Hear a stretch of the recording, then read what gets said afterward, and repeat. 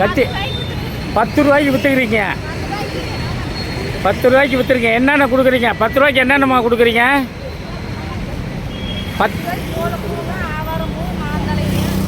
ஓ, எல்லாமே சேர்த்து ஆவாரம்பூ, மாயிலை, ஒவ்வொன்றுக்கும் தனித்தனியா, மொத்தமாக 10 இல்லை. அப்படி சொல்லுங்கள், தெளிவாக சொல்லுங்கள். எல்லாமே சேர்த்து வந்து 10 ரூபா.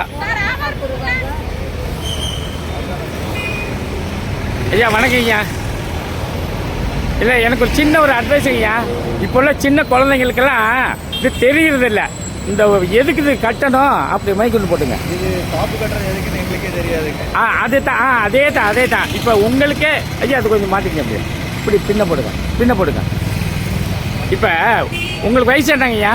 52ங்க. 52 வயசில் இந்த வந்து எதுக்கு கட்டணும்னு தெரியல.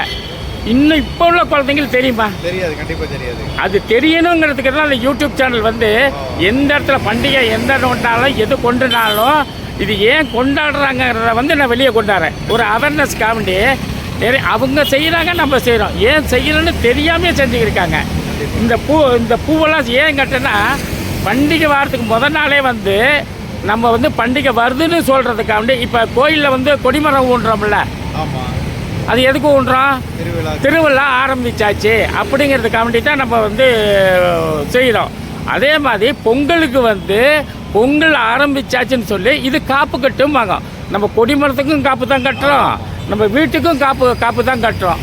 அதை கட்டுறதுக்கு தான் இந்த வேப்பிலை, ஆவாரம்பூ, பூளைப்பூ, மாயிலை இதெல்லாம் சேர்த்து வச்சு கட்டுறாங்க. இது கட்டுறதுனால இதுக்கு வந்து இது வந்து கிருமி நாசினி. இது வந்து கிருமி நாசினி. வீட்டுக்கும் நல்லது, மனசுக்கும் நல்லது, தெய்வத்துக்கும் நல்லது. அதனால் இது வந்து ஜாதி மதம் இல்லாமல் எல்லாருமே இதை வந்து கட்டலாம். இந்த பண்டிகை கொண்டாடுறதுக்காண்டி தான் அதை கட்டுறாங்க. ஆனால் பண்டிகை கொண்டாடுறவங்களும் கட்டலாங்கிறது தான் என்ன SLM மீடியா சார்பாக நம்ம வந்து இது சொல்கிற விரும்புகிறோம். உங்களுக்கு ரொம்ப நன்றிங்கய்யா.